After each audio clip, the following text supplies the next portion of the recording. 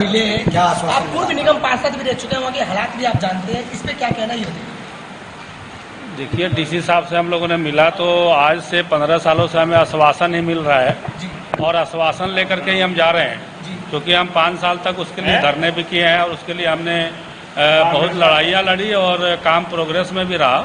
इस समय काम बिल्कुल रुका हुआ है और डीसी साहब ने आश्वासन दिया है कि इस काम को हम करा देंगे। 1 हफ्ते में एंक्रोचमेंट हटाने के लिए उन्होंने कहा है। हमें मानते हैं कि अगर होता है तो डीसी साहब का बहुत बड़ा धन्यवाद होगा। बाकी उम्मीद नहीं है, जिस तरह से एमसीडी जिस स्तर पे चल रही है, जिस चाल में चल रही है, कहीं ना कहीं कोई कहता है कि इसका मुकदमा हो रहा है, कोई कहता है कि दुकानदार जो है अपना ज़मीन नहीं मांग रहे हैं, उसको नहीं मिल रहा है। हमें कहते हैं कि दुकानदार का मामला और उनका स्टे का मामला कोर्ट देखेगा, लेकिन जो आवश्यक चीज़ है कि जितना फ्लाईओवर और अंडरपास को चालू किया गया है उसको तो कम से कम पूर्ण रूप से चालू रखा जाए। वहाँ पे रिक्शे खड़े कर दिए जाते हैं, रेडी पट्टी लगा दी गई है। नागलोई मेट्रो स्टेशन से एसडीएम ऑफिस तक 500 से ज़्यादा दुकानें हैं, जिसकी गैर वसूली की जाती है और उसके वजह से ही लगा है। उसमें एमसीडी भी इन्वॉल्व है, प्रशासन पुलिस भी इन्वॉल्व है, जिसके वजह से वो धड़ल्ले से दुकान चल रहा है और पब्लिक परेशान है। हमने उसकी अभी 2 दिन पहले भी वीडियो बनाई है। वहाँ पे पैदल भी निकलना दुश्वार है। तो हम तो एमसीडी से और प्रशासन से यही निवेदन करेंगे कि प्रशासन उसमें लोगों के राहत के लिए, सुल्तानपुरी के 5 लाख लोग परेशान हैं, नागलोई की जनता परेशान है, तो उनके लिए ये थोड़ा राहत करे कि वहाँ का एंक्रोचमेंट हटा दें। फिलहाल जो केस जो डिसीजन लेगा वो सबको मान्य होगा। डीसी साहब से मुलाकात की है, क्या कुछ मामला है और फ्लाईओवर का क्या कुछ चर्चा आपकी हुई है, क्या कहा है? ये नांगलोई सुल्तानपुरी का फ्लाईओवर 15 साल पहले बनना चालू हुआ था, जो आज तक कंप्लीट नहीं हुआ। 1 साइड ही उन्होंने उतार दिया और सिर्फ 4 या 5 दुकानदार हैं जो एमसीडी को भी गुमराह कर रहे हैं, ऑफिसरों को भी कर रहे हैं, एमएलए को भी कर रहे हैं, पार्षदों को भी गुमराह कर रहे हैं। गुमराह कर करके उन्होंने अब नया एक इशू चला दिया। इससे पहले इन्होंने इशू चलाया था, इनके डेमोलेशन की डेट आ गई थी। उस टाइम इन्होंने ये कहा, सीएम साहब को चिट्ठी दी थी, वे जो ना हमारा जो है ना जी डेमोलेशन 1 महीने के लिए रोक दो, हमारे बच्चों के पेपर हैं। उस डेमोलेशन को आज तक इन्होंने कंटिन्यू रखा, कोई बात नहीं, चलता रहा। लेकिन हमने भी ये सोचा भाई चलो ये फ्लाईओवर तो बनना ही बनना है। मेहनत हमने खूब करी है, खूब घूमे हैं, लेकिन उन्होंने वो बनने नहीं दिया। जिस टाइम इसको 1 साइड उतारने लगे उस टाइम भी वो बीच में आ गए थे, लेकिन हम अड़ गए भाई ये तो बनेगा। उन्होंने फिर पुलिस इंटरफेयर हुआ और वो बनने दिया इन्होंने। आज आप डीसी साहब के पास आए, डीसी साहब ने हमारे को आश्वासन दिया है, वे 1 महीने के अंदर अंदर हम सारा काम करते हैं। अच्छा, और अभी आपको 11 और 12 तारीख के लिए बुलाया कि भाई वहाँ सारा हटना चाहिए, क्या वो 11-12 तारीख को तो जो इंक्रोचमेंट है ना उसको हटाने के लिए बोला गया है। कितना भरोसा है, क्योंकि 15 साल इसको हो गए हैं, 15 साल के बाद कई सरकारें आई, कई सरकारें गई, अभी तक कुछ नहीं हुआ। सरकार, किसी भी सरकार पे हमें कोई भरोसा नहीं, ना हम भरोसा करते सरकार पे।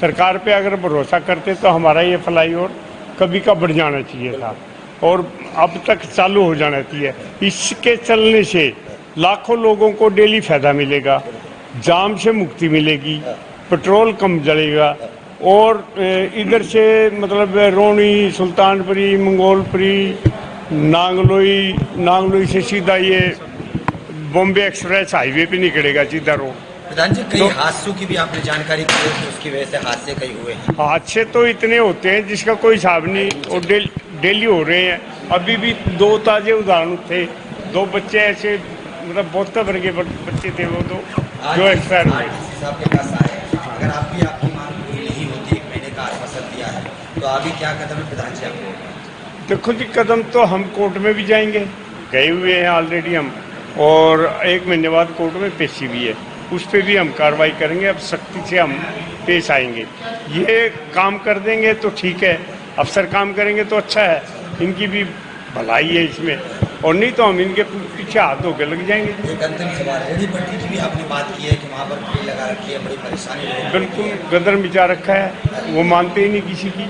तो ये एमसीडी वाले जाते हैं, उसके 1 घंटे बाद फिर आ जाते हैं वो, और किसी के हटाने से भी नहीं हटते। हमने गार्ड रख रखा है, गार्ड के कहने से भी नहीं मानते हो। किसी की बात नहीं नहीं। और 2 गोलगप्पे वाले हैं वो तो बदमाश हैं वहाँ पे जनता मार्केट में। अधिकारी जो है वहाँ जाते हैं तो क्यों नहीं हटते फिर? वो उनकी सेटिंग है गोलगप्पों वाले की। अच्छा, हाँ, देखिए कहीं ना कहीं दिल्ली पुलिस है और सीधा सीधा उनका इन्वॉल्वमेंट है, जिसके कारण जब भी एमसीडी वहां पर कार्रवाई करने के लिए जाती है, जब भी उनकी रेडी पटरी उठाने के लिए जाती है, उनको पहले से ही पता लग जाता है। और कई बार 2-2, 3-3 घंटे, 4-4 घंटे हमारे जेई, हमारे एलआई, हमारा दूसरा एमसीडी का स्टाफ थाने के बाहर ऐसे खड़े होते जैसे उन्होंने कोई गुनाह कर दिया, और स्थानीय पुलिस उनको वहाँ पर पुलिस मुहैया नहीं कराती उनकी सुरक्षा के लिए। उनके साथ बहुत बार दुर्घटनाएं भी घटी है।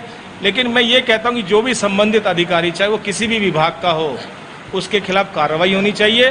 डीसी साहब ने आश्वासन दिया है, अभी हम सुभाष बिंदल जी हैं, बेबी जयराम जी हैं, हमारे बहुत सारे साथी यहाँ से डीसी साहब के साथ मिलकर के आए हैं। उन्होंने आश्वस्त किया है कि इसके ऊपर मैं सख्त एक्शन लूँगा और हमें उम्मीद है कि डीसी साहब इस पर कार्रवाई करेंगे। 15 साल हो गए हैं, 15 साल के बाद आज आप कह रहे हैं कि डीसी साहब को उम्मीद है, क्या लग रहा है? देखिए, मैं तो ये कहता हूँ कि इस फ्लाईओवर का नाम मेहुल चौकसी रख दो या विजय माल्या रख दो, क्योंकि अपने आप में 15 साल, जैसे आप बता रहे हैं, हम भी 15 साल से सुनते आ रहे हैं, ये अपने आप में एक भ्रष्टाचार का सबसे बड़ा उदाहरण है। और इसके ऊपर स्थानीय दुकानदारों की जो भूमिका है उसके खिलाफ भी कार्रवाई होनी चाहिए।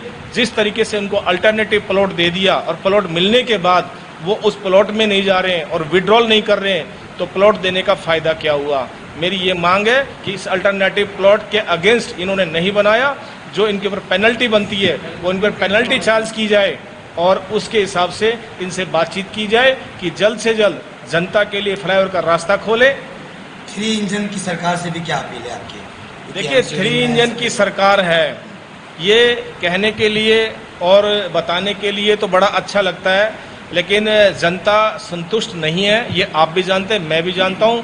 आज 3 इंजन की सरकार को लेकर के पूरी दिल्ली के अंदर, पूरे देश के अंदर अव्यवस्था का माहौल है और लोगों को कुछ भी समझ में नहीं आ रहा। जिस उम्मीद के साथ 3 इंजन की सरकार को लेकर के आए थे, हमारे दिल्ली में तो 4 इंजन की सरकार थी, अभी एलजी वेंकटेश सक्सेना जी कश्मीर चले गए, 4 इंजन की सरकार थी, लेकिन जनता को, मीडिया को, किसी को कुछ समझ में नहीं आ रहा कि ये कर क्या रहे हैं।